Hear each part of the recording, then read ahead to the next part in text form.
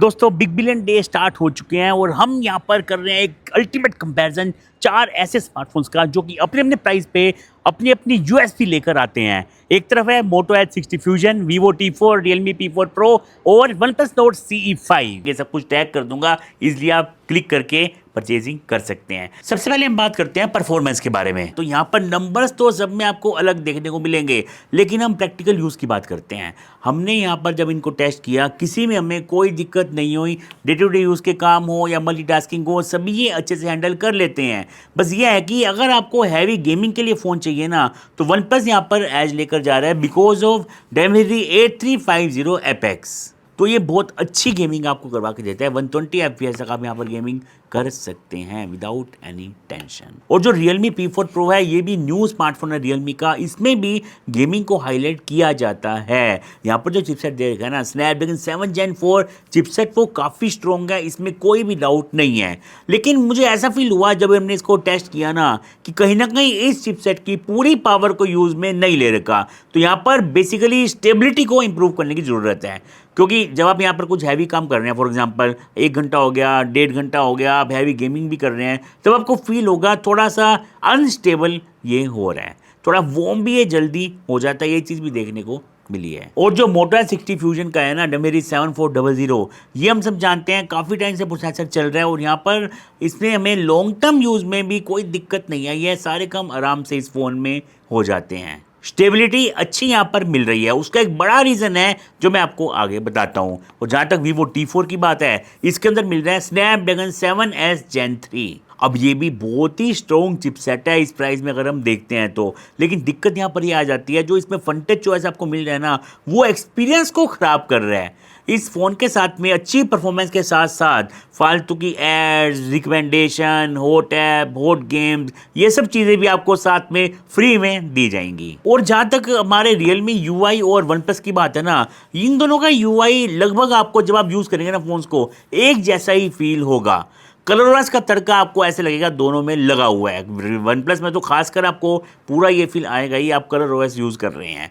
दोनों में आपको एक जैसे ब्लोटर मिलते हैं, एक जैसी सेटिंग्स मिलती है, एक जैसा, मतलब दिखने में भी ये दोनों सेम ही यूआई लगते हैं। वीवो से डेफिनेटली यहाँ पर आपको बेटर एक्सपीरियंस होता है, इसमें कोई भी डाउट नहीं है। बस ये है कि जैसे ही आप ये फ़ोन बाय करोगे ना, आपको एक बार फ़ोन लेते ही सब कुछ क्लीन करना पड़ेगा, फालतू की नोटिफिकेशन ऑन करनी पड़ेगी, तब आपको अच्छा एक्सपीरियंस इनमें हो जाएगा। जो वन प्लस में पहले आपको मिलता था ना ऑक्सीजन ओएस रियल वाला, वो वाली बात आपको अब नहीं मिलती है। ये चीज़ आप माइंड में बिल्कुल बिठा लो अगर आप वन प्लस बाय कर रहे हो, इस रीज़न से कि पहले आपने एक बार ऑक्सीजन ओएस यूज़ किया था, आपको मज़ा आया था, वो फील अब कहीं ना कहीं मिस हो चुके हैं जब से यहाँ पर कलर ओएस का तड़का लगाया है। दोस्तों वीडियो अच्छा लग रहा है आपको, वीडियो को लाइक करके सब्सक्राइब करना मत भूलिएगा। मैं आपको ये बताता रहूँगा वीडियोस लाकर कि अगर आप कोई फ़ोन बाय करने जा रहे हैं, उसमें आपको क्या चीज़ें प्लस, क्या माइनस, और क्या आपके लिए वो फ़ोन परफेक्ट है, सब कुछ आपको डिटेल मिलती रहेगी इस चैनल पर। तो आप सब्सक्राइब करके बेल आइकन प्रेस करना मत भूलना। चलिए आप सब्सक्राइब करो, हम आगे बढ़ते हैं वीडियो में।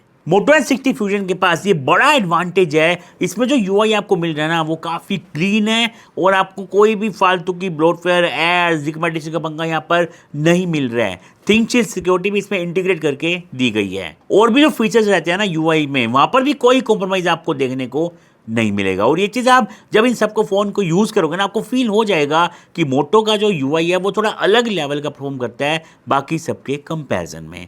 यहाँ पर आपको स्मार्ट कनेक्ट जैसे फीचर्स मिल जाते हैं, जिससे आप अपने फ़ोन को टीवी से, लैपटॉप से कनेक्ट कर सकते हैं। काफ़ी ये चीज़ कन्वीनियंट रहती है फ़ोन जब आप यूज़ करते हैं सिस्टम से कनेक्ट करके। तो ऐसे कई और फीचर्स आपको यहाँ पर मिल जाते हैं जो कि यूज़फुल रहते हैं डे टू डे लाइफ में। बाकी जो सिक्योरिटी है वो आपको सिर्फ मोटोरोला में यहाँ पर दे रखा है, जो अलग से सिक्योरिटी रहती है, बाकी तीनों में ऐसा कोई ऑप्शन आपको नहीं मिलता। तो ओवरऑल अगर मैं यूज़र एक्सपीरियंस की बात करता हूँ ना, तो यहाँ पर क्लियर मुझे विनर लगा मोटो H60 फ्यूजन।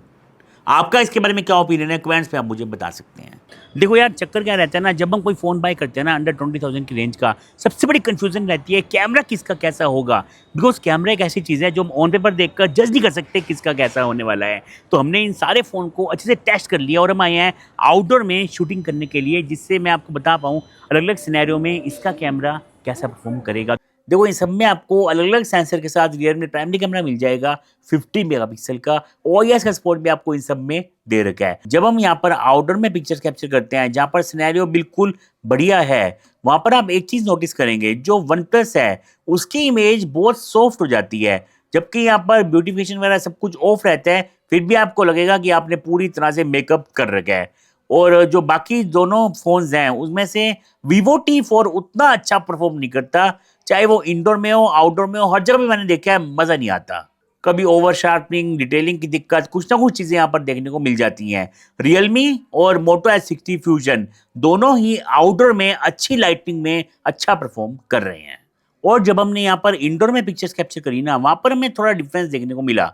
जैसे कि फॉर एग्जांपल मैं रियलमी की बात करता हूँ। रियलमी में जब तक आप पिक्चर कैप्चर कर रहे हैं इनका प्राइमरी लेंस यूज करके, तब तक तो रिजल्ट आपको अच्छे आ जाएंगे, पर जहां आपने इमेज को जूम किया वहां पर आपको उतना मजा नहीं आएगा। कभी डिटेलिंग में दिक्कत रहेगी, कभी कुछ और दिक्कत रहेगी।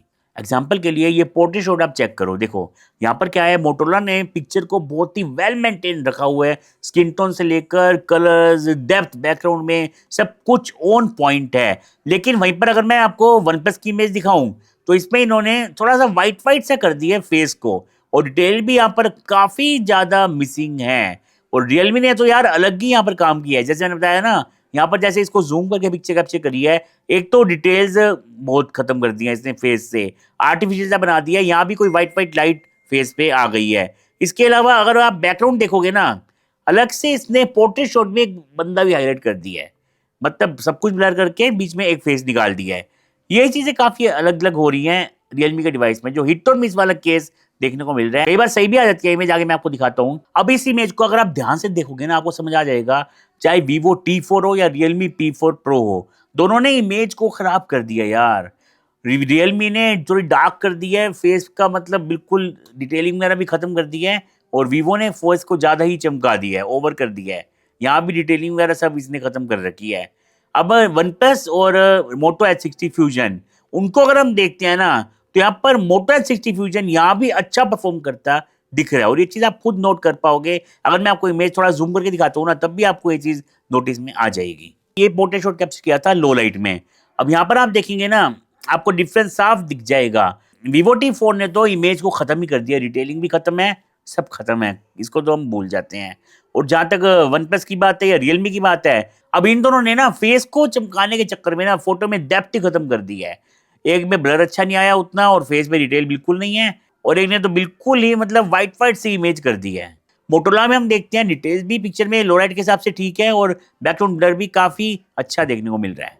अब अगर मैं आपको फ्रंट कैमरा की बात बताऊं ना, ये देखो यहाँ पर Vivo तो थोड़ा अजीब ही काम कर रहा है। यहाँ पर आपको पिक्चर में ऐसे शो होगा कि बैकग्राउंड ब्लर आ रहा है, पोर्ट्रेट शॉट हम फ्रंट कैमरा से कैप्चर कर रहे हैं, लेकिन जैसे आप फोटो क्लिक कर लेते हैं बैकग्राउंड ब्लर खत्म ही हो जाता है। और ये चीज मैं आपको यहाँ पर दिखा भी रहा हूँ। छोटे छोटे जो ग्लिच है ना, ये एक्सपीरियंस को खराब कर रहे हैं। और जो रियलमी का फ्रंट कैमरा है ना, यहाँ भी एक फोक फोक सा कैमरा में देखने को मिलता है। ये आप देखो, अगर मैं जूम करके दिखाऊंगा तब भी आपको ये चीज नोटिस में आएगी।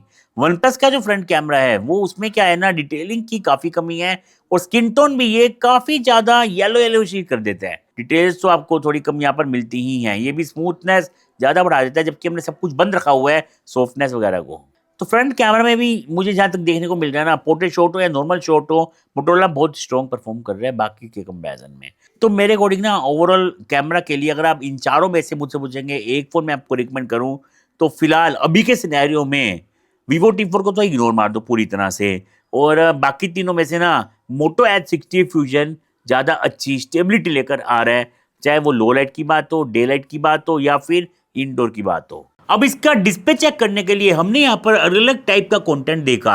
अब वैसे अगर मैं देख रहा हूँ ना, सभी अच्छे लग रहे हैं, लेकिन जब हम कंपैरिजन करते हैं तो हमें देखना पड़ता है कि एक एक पॉइंट पे जाकर कौन सा कैसा परफॉर्म करता है। यहाँ पर पहले Vivo को देख लेते हैं। Vivo में क्या दिक्कत आ रही है, कंट्रास्ट को ये अच्छे से प्रोड्यूस नहीं कर पा रहा, तो ऐसा लगता है कि अलग से कोई लेयर लगी हुई है वीडियो के ऊपर, जो भी हम वीडियो देख रहे हैं। बाकियों के कंपैरिजन में आपको ये चीज़ शायद कैमरे में भी नोटिस हो रही होगी। तो Vivo T4 के बाद अगर हम बाकी तीन देखते हैं, तो यहाँ पर इन तीनों में से OnePlus आता है फ्लैट डिस्प्ले के साथ, और आपको यहाँ पर FHD प्लस रेजोल्यूशन दे रखा है। Realme और Moto H60 फ्यूजन, इन दोनों में 1.5 का रेजोल्यूशन है, जिसमें आपको शार्पनेस, डिटेलिंग बहुत ज़बरदस्त देखने को मिल जाती है। और Realme में तो मैं आपको बता दूं एक अलग से चिप लगी हुई है, हाइपर विजन चिप, जिसकी वजह से जो आप कंटेंट देख रहे हैं, कंटेंट कंज्यूम कर रहे हैं, तो जो वीडियो क्वालिटी है वो और भी इन्हेंस हो जाती है इस चिप की मदद से। और ये चीज़ काफ़ी अच्छी लगती है। मैं आपको जैसे कंटेंट दिखा रहा हूँ, हो सकता है आप भी थोड़ा बहुत डिफरेंस यहाँ पर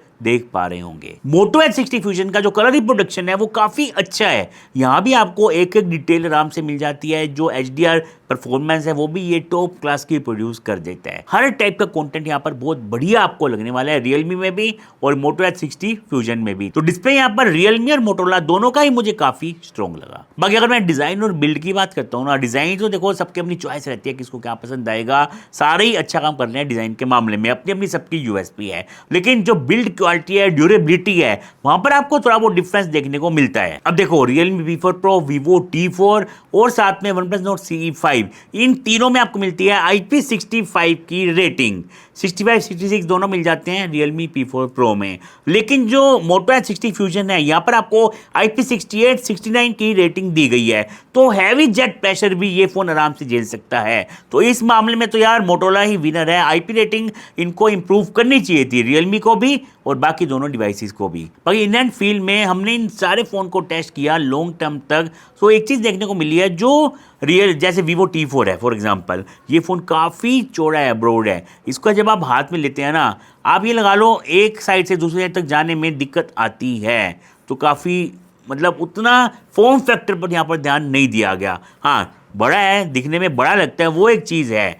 और इसके अलावा जो Realme P4 Pro है, इसमें अच्छी बात ये लगी है मुझे कि इन्होंने एक तो पीछे वुडन की फिनिशिंग दी हुई है, ये इस फ़ोन को अलग ही लुक प्रोवाइड कर रही है, अच्छा लग रहा है फ़ोन दिखने में। दूसरा, ये भी फ़ोन थोड़ा सा ब्रॉड है, इसको भी आप सिंगल हैंड से ईजिली यूज़ नहीं कर पाओगे। इसमें मुझे अच्छी बात ये लगी है, 7000 mAh की बैटरी इस फ़ोन में फिट की गई है। बट फ़ोन बहुत ही स्लिम बना हुआ है और लाइट वेट बना हुआ है, आपको कहीं से भी फील नहीं होगा इसमें इतनी बड़ी बैटरी है। ये इसका बहुत बड़ा प्लस पॉइंट है और यही रीज़न है ये फ़ोन बहुत जल्दी वार्म भी हो जाता है, बिकॉज काफ़ी स्लिम बॉडी में बड़ी बैटरी और सब कुछ फिट कर रखा है। वहीं पर अगर मैं OnePlus Nord CE 5 देखता हूँ तो ये फ़ोन तो यार यूज़ करने में ना मज़ा नहीं आया। पीछे जो बिल्ड क्वालिटी इसकी दे रखी है, हाथ में फ़ोन लोगे अब आपको फील आएगा आप कोई बजट का फ़ोन यूज़ कर रहे हैं। थोड़ा सा क्वालिटी में मुझे लगता है कि इंप्रूवमेंट होनी चाहिए थी। हाँ, डिज़ाइन अच्छा दिया है इन्होंने, मार्बल वाली लुक यहाँ पीछे दे रखी है, बट फ़ोन हाथ में लेते ही जब एक्सपीरियंस ख़राब होता है ना, वो एक मेन चीज़ रहती है। अगर मैं Moto H60 Fusion की बात करूँ, यहाँ पर आपको वीगन लेदर मिल जाएगा। इसका एडवांटेज ये रहता है, एक तो ये प्रीमियम फील हो रहा है दिखने में भी और हाथ लगा के भी बहुत सॉफ्ट लगता है। ये फ़ोन भी बहुत स्लिम है और लाइट वेट है।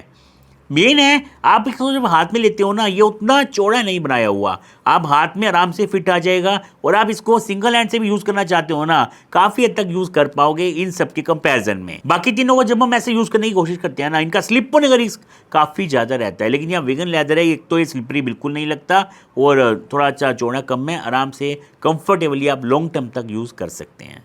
बाकी जो स्पीकर्स वगैरह है ना, देखो आपको सिंगल स्पीकर मिलता है OnePlus Nord CE 5 में और Vivo T4 में, तो इनको तो हम पहले ही साइड में कर देते हैं। सिंगल स्पीकर है, वैसे लाउड है, लेकिन स्टीरियो का मुकाबला कभी भी नहीं हो सकता ऐसे स्पीकर के साथ। और इन दोनों में स्टीरियो स्पीकर्स है, मैं आपको क्वालिटी सुनाता हूँ जिससे आपको आइडिया लग जाएगा।